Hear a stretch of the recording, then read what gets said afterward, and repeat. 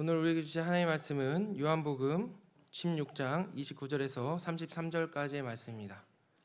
신약성경 176쪽 인근에 있습니다. 요한복음 16장 29절에서 33절까지의 말씀, 저와 여러분들이 교독하도록 하겠습니다.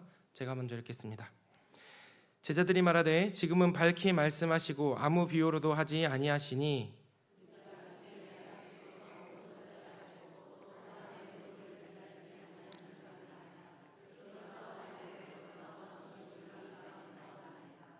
예수께서 대답하시되 이제는 너희가 믿느냐?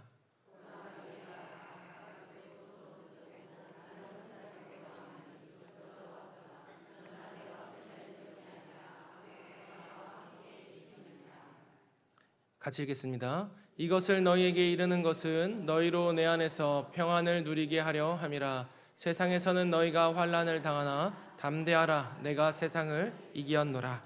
아멘. 아멘. 담대하라, 내가 세상을 이기었노라. 라는 제목으로 함께 말씀 나누도록 하겠습니다. 먼저 우리 영혼에 선포했으면 좋겠습니다. 기도가 답입니다. 네, 기도가 답입니다. 우리 담임 목사님께서 자주 하시는 말씀 가운데 기도에 대한 정의, 기도는 신앙생활이다 라고 말씀해 주셨던 걸 제가 기억합니다. 제가 다른 교회에서 기도는 호흡이다 혹은 대화다 이런 말들을 많이 들었지만 신앙생활 그 자체라고 말씀하시는 담임 목사님의 말씀에 참 울림이 있었습니다.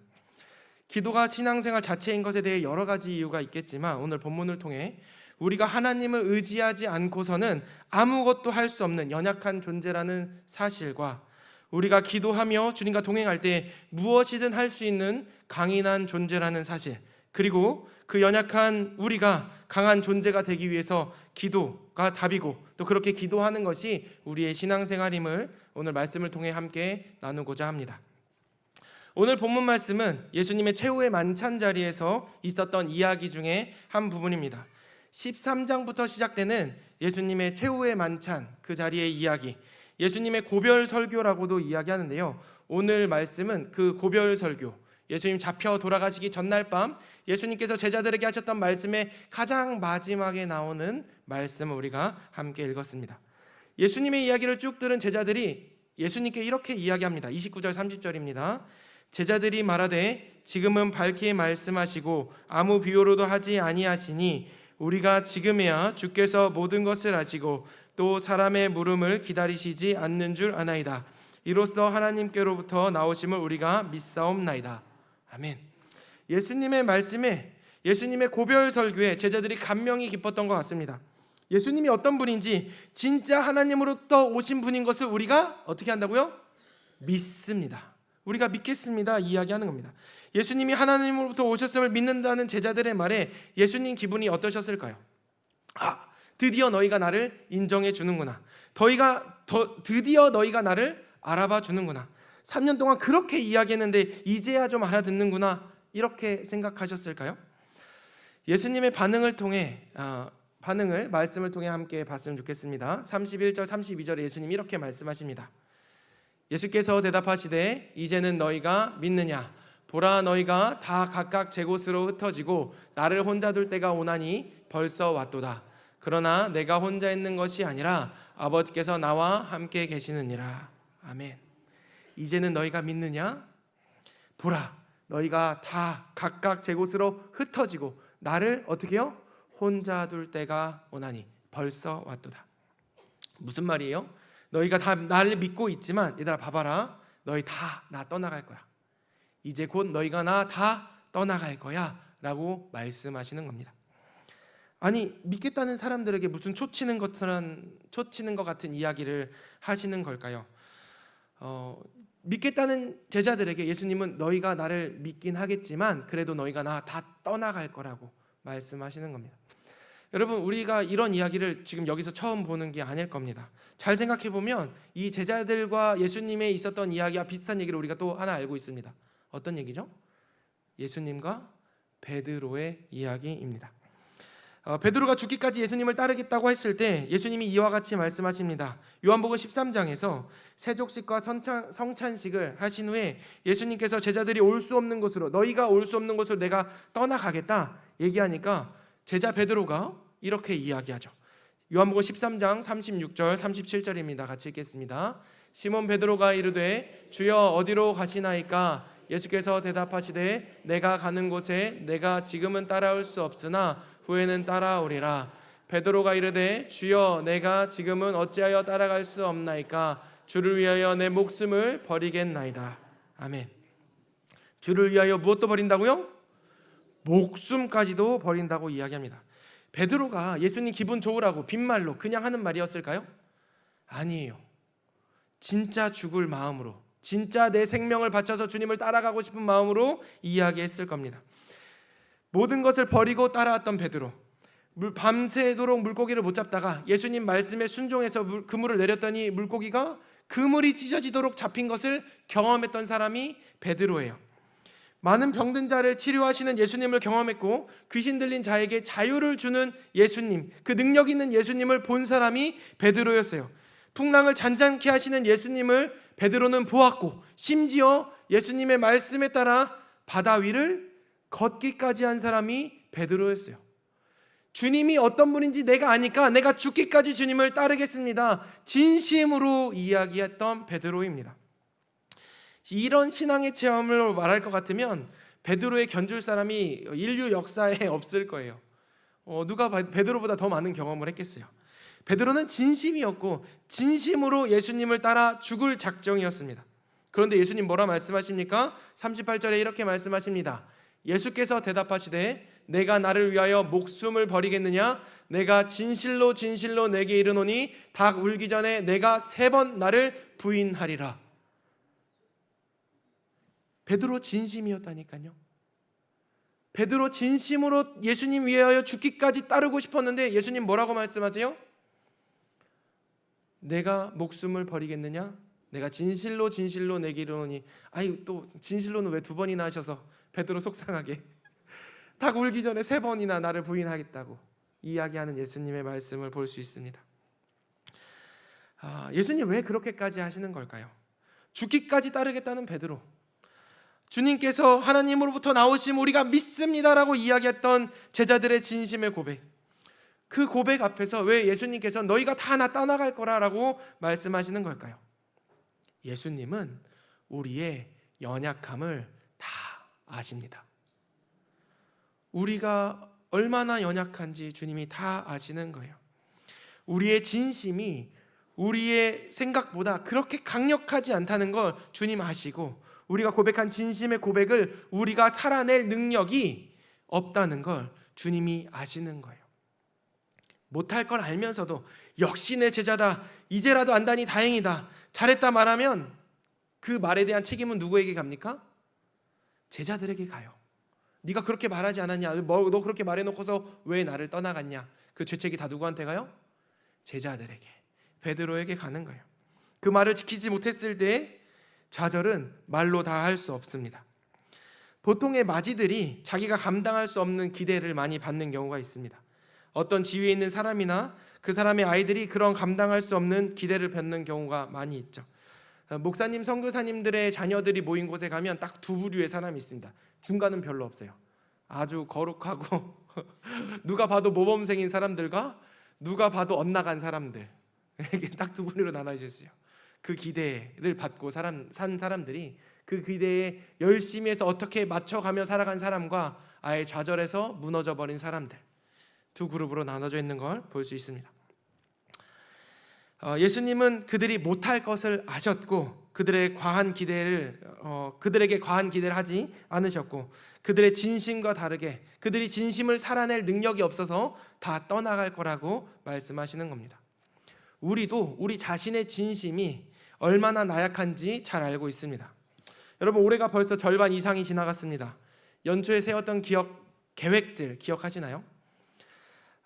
우리의 진심이 정말로 힘이 있다면 저를 비롯해서 여기 있는 모든 사람들 중에 배 나온 사람은 아무도 없을 겁니다. 다이어트를 결심하지 않았던 분들은 아무도 없을 거예요. 우리 중 누가 주의 말씀에 순종하지 않겠다라고 결심하는 사람이 있겠습니까? 상황 봐서 순종하겠다 이런 사람들도 없을 거예요. 내가 주의 말씀에 순종하며 말씀대로 살고 싶다라고 진심으로 고백하고 그렇게 눈물을 흘려 기도했는데 그렇게 살아가기가 너무 어려운 우리의 삶을 보는 겁니다. 나를 힘들게 하는 사람을 사랑하는 것이 너무나 어렵고, 남을 나보다 낮게 여기라는 예수님의 말씀, 그렇게 겸손하게 살아가야 하는데 너무나 어렵고, 화평케 하는 자가 되고 싶은데 우리 주변의 갈등은 끊임이 없습니다. 웬만한 건 그냥 못 본 척, 모르는 척 사는 게 속 편하다 하고 사는 것이 우리의 인생이 또 아닌가 싶습니다. 내 삶을 절제하고 건강하게 살아가는 것, 하나님 말씀에 순종하고 겸손하게 화평케 하는 자로 살아가는 것, 우리가 너무나 원하고 바라는 바고 우리의 진심이지만 우리가 그것을 살아낼 능력이 없다는 사실에 우리는 좌절하고 맙니다. 우리의 진심은 한치의 부족함도 없지만 그 진심이 아무런 힘을 내지 못한다는 것입니다.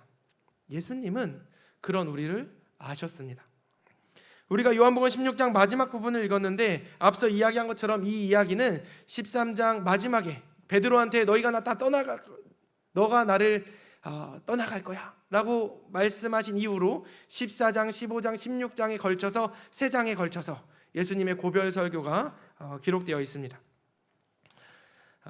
13장에 베드로가 예수님을 부인할 것을 한 이야기, 16장에 제자들이 예수님을 떠나갈 것에 대한 이야기 사이에 목숨을 건 진심으로도 예수님 곁에 있는 것조차 할 수 없는 제자들에게 하시는 말씀이 기록되어 있는 거죠. 13장 마지막 14장부터 16장까지 예수님 제자들에게 무슨 말씀을 하셨을까요? 너무 궁금하시죠? 아닌가? 이 말씀 함께 나눠보고 싶습니다. 14장에 보혜사 성령님을 보내주시겠다고 말씀하시고 15장에 포도나무 비유를 말씀하시고 16장에 다시 성령이 하시는 일을 말씀해 주십니다. 14장부터 15장, 16장을 다 하나하나 살펴보자면 몇 시간이고 부족할 테니까 소제목 위주로 몇 개의 본문만 발췌해서 함께 살펴보도록 하겠습니다. 대부분의 성경에는 각 장마다 소제목을 달아 놓았습니다. 1장의 소제목, 14장의 소제목 1절에 뭐라고 써져 있죠? 14장 1절의 소제목에 내가 곧 길이요 진리요 생명이니. 아멘. 14장 1절부터 24절까지 소제목이 내가 곧 길이요 진리요 생명이니 라는 건데, 내용을 요약하면 예수께서 아버지께로 가시고 제자들을 통해서 제자들이 예수님께 갈 수 없다라고 말씀하시면서 아버지께 가려면 꼭 나를 통해 가야 되는데 내가 곧 길이요 진리요 생명이니 나를 통해서만 아버지께로 갈 수 있다. 내가 아버지께 가는데 너희가 아버지께 가려면 예수 그리스도를 통해서만 가야 한다. 그리고 예수님이 가시고 나면 누구를 보내주신다? 성령 하나님을 보내주시겠다 말씀하시는 겁니다.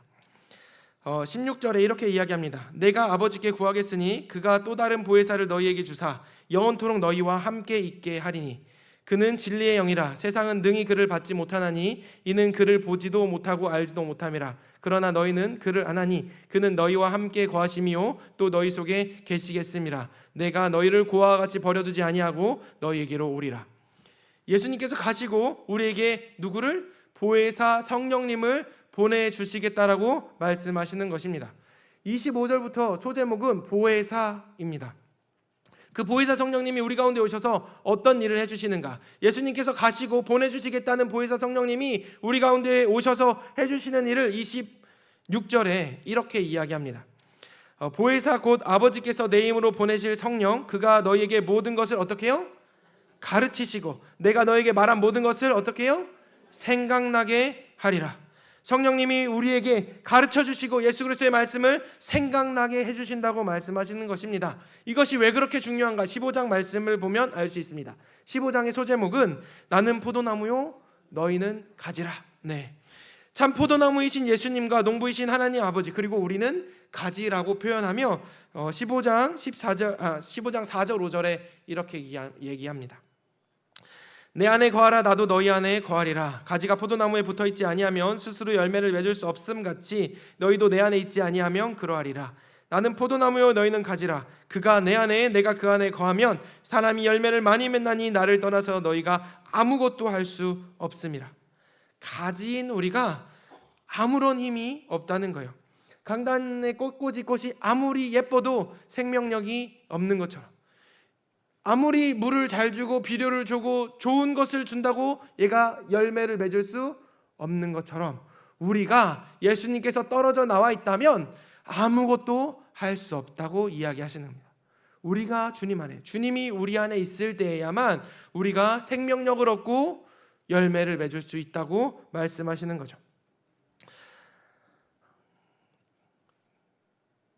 우리가 예수님 안에 붙어 있으면 참 생명이 그 안에 있고 열매를 맺을 수 있다는 말이기도 합니다. 7절 8절 우리 같이 읽겠습니다. 너희가 내 안에 거하고 내 말이 너희 안에 거하면 무엇이든지 원하는 대로 구하라. 그리하면 이루리라. 너희가 열매를 많이 맺으면 내 아버지께서 영광을 받으실 것이요 너희는 내 제자가 되리라. 아멘. 너희가 내 안에 거하고 내 말이 너희 안에 거하면, 내가 주님 안에, 주님의 말씀이 내 안에 거하면 원하는 대로 구하라. 그러면 이루겠다 말씀하시는 겁니다. 주의 말씀이 어떻게 내 안에 거할 수 있겠습니까?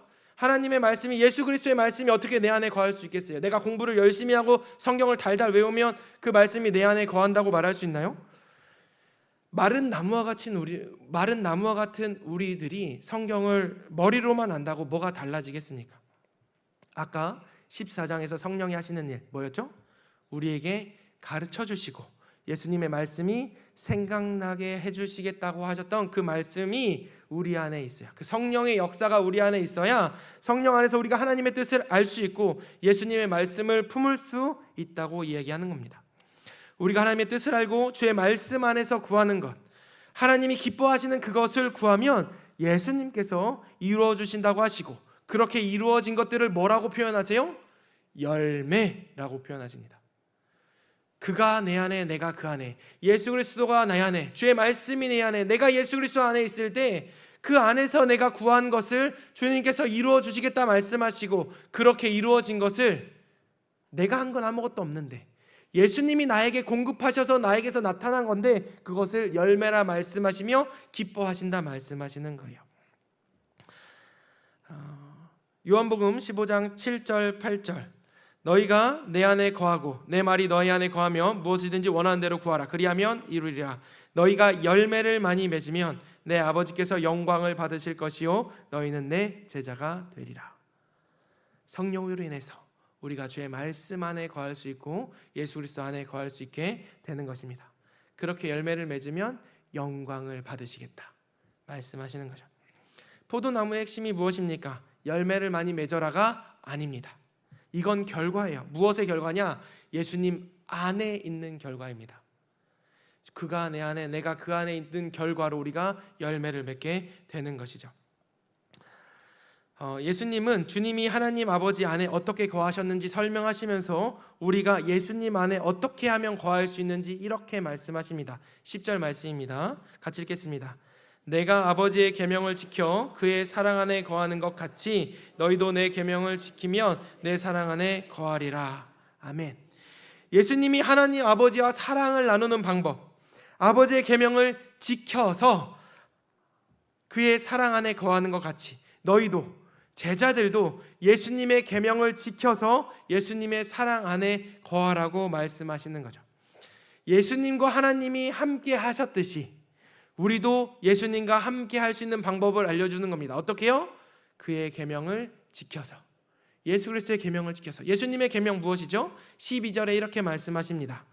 같이 읽겠습니다. 내 계명은 곧 내가 너희를 사랑한 것 같이 너희도 서로 사랑하라 하는 이것이니라. 아멘. 예수님의 계명을 따라 사랑하려면, 예수님의 계명을 따라 우리도 서로 사랑하려면 예수님이 하신 거죠. 기준이 무엇이죠? 예수님이 사랑해 주신 것처럼 서로 사랑해 줘야 되는 거예요. 나에게 죄 지은 사람을 사랑해야 하는 것이고, 죄 없이 고난 당하고 억울함을 당하는 그것을 우리가 견뎌내야 하고, 나를 미워하고 싫어하고 심지어 욕하는 사람을 위해 죽기까지 헌신해야 하는데, 여러분 들을 때마다 뭐 하나 부하가 치밀어 오르지 않는 것이 없습니다. 내 힘으로는 할 수 없는 것들이에요. 죄 지은 사람을 우리가 어떻게 사랑하겠어요? 죄 없이 고난당하는 억울함을 우리가 어떻게 견디겠어요? 나를 미워하고 욕하는 사람을 위해서 어떻게 우리가 헌신하겠어요? 보통 우리 누군가 나에게 이렇게 해코지를 하면 우리 가운데 어떤 마음이 올라오죠?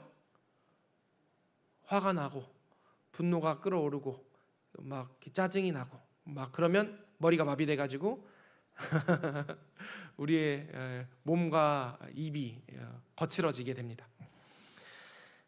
우리의 분노가 가득 차 있고 짜증이 차 있을 때 예수님의 사랑이 생각이 나요, 안 나요? 났으면 좋겠는데, 그죠? 잘 나지 않는다는 게 안타까운 일입니다. 내가 예수님께 범죄할 때, 내가 죄 가운데 있을 때 예수님이 나 먼저 사랑하셨지 생각나지 않는 것 같아요. 보통 억울한 일을 당하면 분한 마음이 먼저 올라오지, 예수님이 억울한 일 당하실 때 나를 사랑하셔서 다 참으셨지, 이 생각이 먼저 떠오르지는 않는 것 같습니다. 나를 먼저 그렇게 사랑해 주신 예수님의 사랑이 내 안에 머물러야 하는 거예요. 화가 나기 전에, 억울함에 분통이 터지기 전에 나를 먼저 용서해 주신 그 사랑과 은혜가 먼저 생각나야 하는 것입니다. 생각나야 하는데 좀처럼 생각나지 않는 것은 우리가 죄인이기 때문에 성령의 도우심이 필요한 것입니다. 성령의 도우심이 있어야 예수님의 사랑을 행할 수 있는 것입니다. 16장의 소제목 성령의 일입니다. 13절에 이렇게 이야기합니다. 같이 읽겠습니다. 그러나 진리의 성령이 오시면 그가 너희를 모든 진리 가운데로 인도하시리니 그가 스스로 말하지 않고 오직 들은 것을 말하며 장래일을 너희에게 알리시리라. 성령이 오시면 우리를 진리 가운데로 인도하시며, 예수님께서 하나님 아버지의 말씀을 듣고 행하신 것처럼 성령께서 우리에게 무엇을 전해주신대요? 들은 것을 알려주신대요. 아버지에게 들은 것을, 꼭 예수님이 사역하셨던 것처럼, 예수님이 이 땅에서 사셨던 것처럼 우리가 이 땅에서 예수님처럼 살아갈 수 있도록 성령께서 우리 가운데 하나님의 말씀을 알려주시겠다 말씀하시는 것입니다. 그리고 장래일을 알게 하셔서, 장래일 무엇입니까? 마지막 날 심판의 때 하나님의 나라, 하나님의 영광을 우리로 바라보게 하고 소망을 가지고 살아갈 수 있도록 하는 거예요. 당장의 지금 상황과 당장의 지금의 환경만 보면 분노가 치밀어 오르고, 내가 당한 이 억울함과 내가 당한 이 고난과 고통을 보면 당장에 보복해주고 싶은 게 내 마음이지만, 장차 있을 하나님의 심판과 하나님의 칭찬과 영광의 면류관을 바라보면 우리가 그 모든 것을 넉넉히 이길 수 있을 것입니다. 그것을 누가 도와주신다고요? 보혜사 성령님께서 도와주시겠다 말씀하시는 겁니다.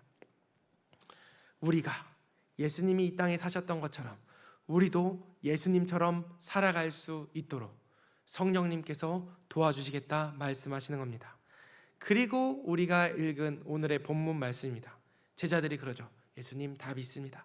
30절에서 32절 말씀 같이 읽겠습니다. 우리가 지금이야 주께서 모든 것을 아시고 또 사람의 물음을 기다리시지 않는 줄 아나이다. 이로써 하나님께로부터 나오심을 우리가 믿사옵나이다. 예수께서 대답하시되 이제는 너희가 믿느냐? 보라, 너희가 다 각각 제 곳으로 흩어지고 나를 혼자 둘 때가 오나니 벌써 왔도다. 그러나 내가 혼자 있는 것이 아니라 아버지께서 나와 함께 계시느니라. 아멘. 예수님께서 이렇게 말씀하시는 이유, 3년을 같이 다녔어도 너희가 다 떠날 거야. 너희가 다 떠나도 내가 혼자 있는 게 아니라 아버지가 함께 있으니까 괜찮다. 너희들은 다 데리고 다녀봤자 아무 소용이 없어. 이렇게 말씀하시는 게 아니죠. 왜 이렇게 말씀하신다고 얘기해요? 33절에 이렇게 이야기합니다. 같이 읽겠습니다. 이것을 너희에게 이르는 것은 너희로 내 안에서 평안을 누리게 하려 함이라. 세상에서는 너희가 환난을 당하나 담대하라. 내가 세상을 이기었노라. 아멘. 왜 이렇게 말씀하신다고요? 너희로 내 안에서, 너희로 예수 그리스도 안에서 평안을 누리게 하려고. 괜찮다 얘들아. 너희가 떠날 거 알지만 평안을 누리게 하려고 괜찮다고 말씀하시는 겁니다. 왜요? 너희가 세상에서 환난을 당하나 담대하라. 누가요? 내가, 예수님께서 세상을 이겼다고 말씀하시는 겁니다. 예수님을 떠나간 제자들이 받을 환난을 예수님은 다 알고 계셨습니다. 예수님은 제자들이 떠나갈 것, 그리고 환난 당할 것 다 아시고, 그러더라도 너희가 환난을 당하더라도, 너희가 넘어지더라도 괜찮다, 담대하라, 다시 일어서라. 내가 세상을 이미 이겼다. 너희가 내 안에서 평안을 누렸으면 좋겠다 말씀하시는 것입니다. 이미 세상을 이기신 예수님 안에 있다면 잠시 환난을 당해도 결국엔 이길 것이기 때문에 괜찮다 말씀하시는 것입니다. 우리가 세상을 이기는 것이 아닙니다. 우리의 진심으로 무언가를 이뤄내는 것이 아닙니다. 우리는 하찮은 나뭇가지에 불과합니다. 우리의 진심은 아무런 힘을 내지 못하고 우리에게서 어떤 선한 것도 어떤 열매도 맺을 수 없습니다. 우리가 예수님 안에 있을 때, 그제서야 우리는 온전해질 수 있습니다. 성령님이 우리가 예수님 안에 승리할 수 있도록 도와주십니다. 성령님이 우리에게 예수님의 말씀을 가르쳐 주시고 생각나게 하실 것입니다. 그제야 우리는 주님의 사랑 안에 그 사랑 베풀며 살아갈 수 있는 것입니다.